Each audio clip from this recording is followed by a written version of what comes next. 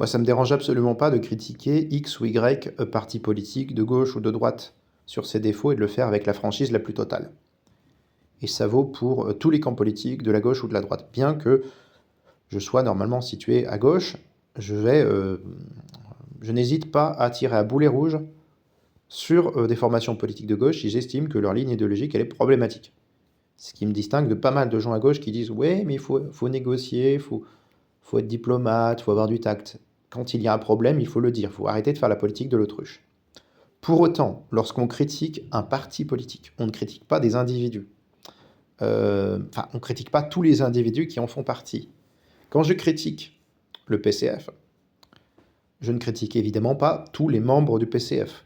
Quand je critique le RN, je ne critique pas tous les membres du RN. Idem pour le LFI, le LV, voilà. Je pourrais même mettre des partis sur lesquels j'ai un soutien critique comme l'UPR ou République Souveraine. Quand je critique un parti ou un autre, ou PRCF, quand je critique, ou Lutte ouvrière, enfin Lutte ouvrière j'ai plutôt une critique, même si j'ai plutôt une critique idéologique, mais l'ancrage ouvrier, je peux avoir une sympathie pour l'ancrage ouvrier. Mais quand je critique évidemment des partis politiques, je considère que évidemment il y a des gens avec qui on peut discuter, qui sont récupérables, et moi c'est l'attitude que j'encourage à avoir vis-à-vis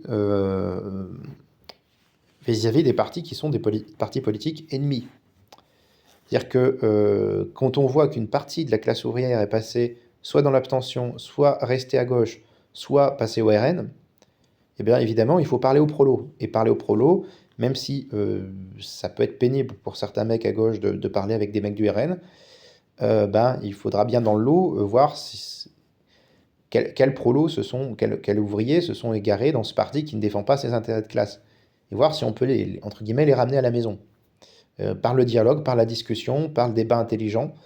Mais ce que je déplore, c'est le sophisme d'association. C'est-à-dire que, évidemment, si je tire à boulet rouge sur le PCF, en disant que voilà, ils sont devenus eurocollabos, c'est pas pour autant que je considère qu'il y a que des mauvais bougres. Des gens comme Emmanuel Danctron, qui sont critiques de l'Union européenne, au PCF, ça existe. Et à l'inverse, il existe des gens qui sont des eurocollabos, des euro-atlantistes au sein du PCF. Donc voilà, faut distinguer les individus et les partis politiques. Même s'il y a des tendances, et un mec de LV, en général, sera peut-être pas forcément l'élément le plus prolétarien qui soit. Voilà. Contrairement à un mec du RN ou du PCF.